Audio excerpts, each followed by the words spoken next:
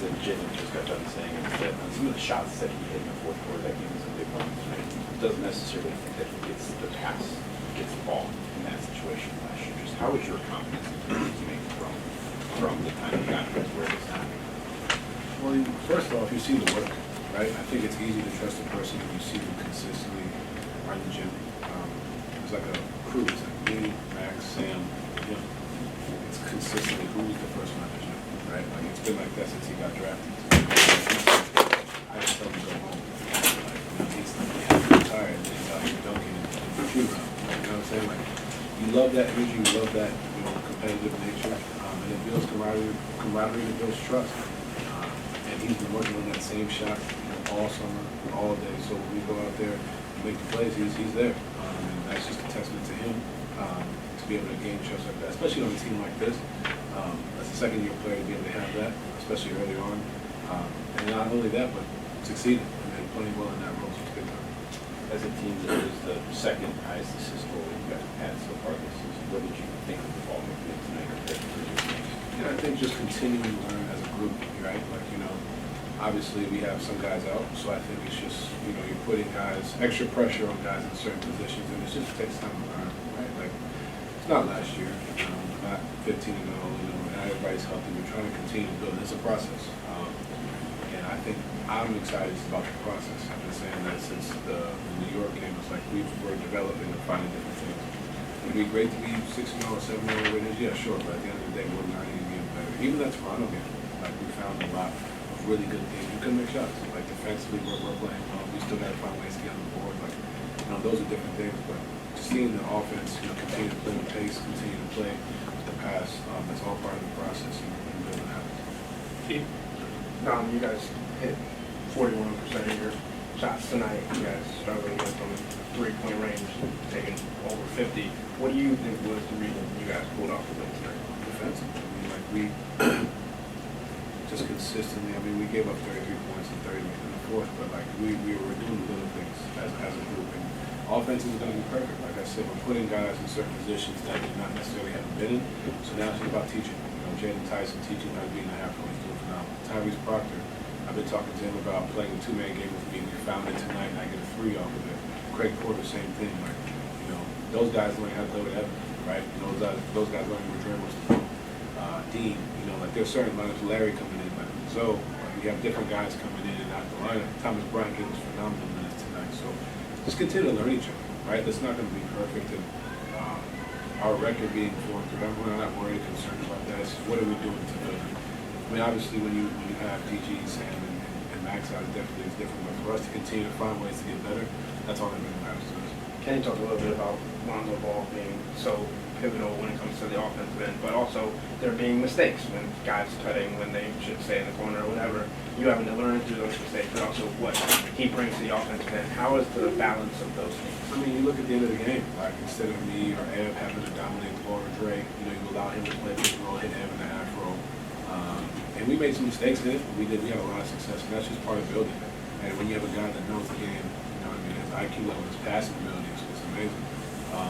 It makes your game, makes everybody's life a hell of a lot easier. I think they found something in Toronto, him and Ev, I think we found something again tonight. So now we just continue to find ways. And obviously, when DG gets back, we'll have to be DG short, but having a guy like Lonzo, knowing they have that right there, he's then defensively he is who he is. So it's great to have for sure. Bob, I was wondering how the hamstring felt, and was it still barking or anything? I'm sick. I've been sick for about a week, so I'm just trying to get over that. But I'm good. I'm ready to go. Mike, you mentioned Lonzo a second ago, Don, and you played with a bunch of great point guards throughout your career. Is there anything about Lonzo in the way he kind of sees the game and sees passing angles that is different and unique to some of the guys you played with in the past? I've been blessed to play with Ricky Rubio twice, and he's right there with Ricky as far as passes and IQ level. Obviously, Mike is I wouldn't call him a passing point guard, but he definitely makes plays. So everybody, when I say passing, he makes the right play. But Zoe's passing, the stuff he does, he's playing like he's back at Chino Hills. Like the one I threw to Larry today, I just got that from Zoe. Just throw it down there. But you have a guy like that who just sees the game. There's so many, even if they don't lead to to points, right? Like it's just like getting the ball down the floor. The stuff he does in practice is crazier than what I've seen in the game. But like it's something that it's great for me to see because I'm like, hey, this is how I can improve, my own self. And the fact that he makes the game a hell of a lot easier for everybody is just. You mentioned practice real quick, but I gotta ask a follow-up. Can you give us an example of something he's done in practice? Yeah, like he threw one from. This is the back court. He threw it from this side of the court. I forgot who was in the corner, the opposite side. It just landed perfectly. Now, did they shoot it? No. It was like a football cap. It's just like right here, and it's just like without even a thought. Like that's his first thought, just to get it up there, and then obviously the defense settles, get the ball back, and they play pick and roll. Like it's. I've been seeing it. I mean, I've known him for a little bit, but to see it just and see him try stuff in practice, it's not bad. Like, Last two Spence and Joe G. which one's?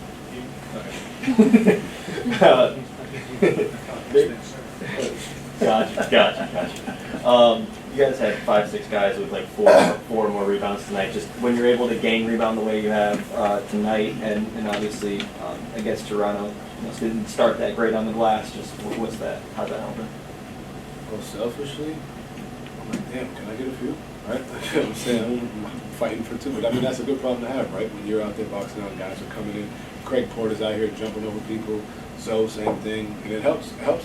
Like, it helps our bigs, helps FJ, Larry, TB, because like I can focus on boxing the Chris Stamps before they us out, and I know our guards got our back, right? Like Dean Wade coming in there, and it's a group effort, you know what I mean? And that's what it's going to take. And we did a good job of it in the playoffs last year, and that's what I said up to Boston. It's just like a mental thing, you know what I mean? This is one of those.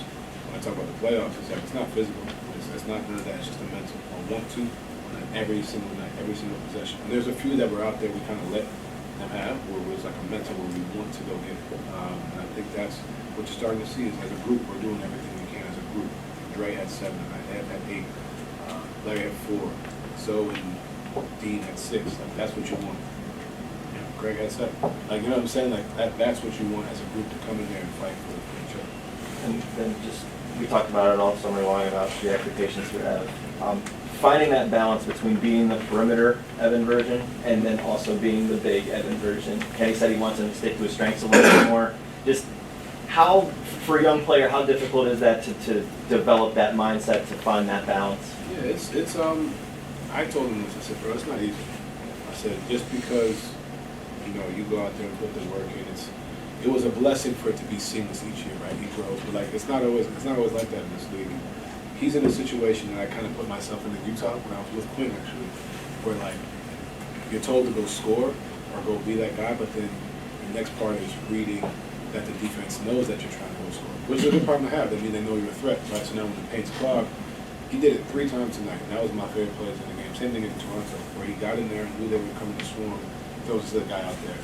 And even if they don't do nothing with it, it just tells the defense that he's going to make that play. So then it opens up stuff for him at the end of games, or where we're running into certain things, or he's playing in the half roll, now he's making it easy for himself. So it's a balance, and I keep telling everybody, it's not going to be perfect. Right? This is what we're working for, this 82 games. So like, would it be great if he figured this out day one? Sure, but that's not realistic, right? So for Ev, continue to find that balance, both in and out, and when you're asked to be that guy on this team, it's not like going to always click right away. Not to say he's not playing well, he's playing phenomenal, but there's another level, and he's starting to find it. Right, game by game, you start, okay, cool, this is what they're doing in the fourth, this is what's coming.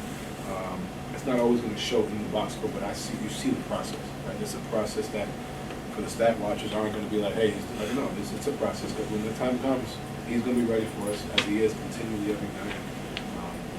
That's the process of being that guy. It just takes time to figure it out. And also we're not fully healthy, so it's not the same as well, obviously. Last one, Joe G. Don, you talked about your confidence level in Jalen. What's your confidence level in the rookie types of players? He's right up there with Jalen and CP. I talk about it all the time. Like I told the young guys, like I'm here. Like JTP. Obviously we have the same agent, so we started speaking earlier. But like he's been with me in Greenwich, back home. He's been with me in Louisville. Like he watches film. We watch the games. Pretty much every game on the road for him. We watch every game. Tonight was my favorite night because he finally went to go dunk it instead of laying the ball up. Like, you know what I mean? And like, all right, cool. You know what I mean? Because he has a mindset of just like he wants it. You know what I mean? That's half the battle, right? And then another possession where I think I just talked about this, where I hit him, he hands it back to me, he plays, I hit him in the pop, he drives, I get it back. Like, those are the plays that I'm asking of him, which is a role that, as a rookie on this team, is tough, but he's continually finding ways. So I believe in him a lot. You know, he's struggling with his shot right now, but he's a rookie. I mean, he hasn't stopped playing. He's been in March Madness, and you had workouts, then you had draft, then you had summer league, then you had OTAs. Like, he hasn't stopped. You know what I mean? For him to continue to fly around and play with that, like, that's impressive. But I'm still going to be on him because I believe in him, just like everybody else. He's going to be a special player for sure. And then this isn't, I apologize, you've probably been asked this a million times. This isn't a game question. What is the genesis of the rainbow dribble or the high dribble? I've never heard the rainbow dribble, so that's a different one. I see where you're going with that. I mean, honestly, I got it from Dwayne Wade and Kyrie. Like, you know what I mean? Obviously, D-Wade's a big brother of mine, as you all know. And just seeing, I don't dunk it the way he does, obviously, but it's just a counter. I drive, so I'm so dominant going right that you have to stop that, and you just find a way to just do it. Yeah, I mean, I just developed it over time, and now it's something that I don't have to continuously be at my feet and be at the rim every play, right? How do you find ways to be successful without having to jump? Like, I don't know if I haven't really dunked this year. Like, how am I saving myself consistently? And that's just another way to be like, hey, it's this nice little floater. It's the same thing as a dunk. To be able to just find counters. That's one of them. Thank you.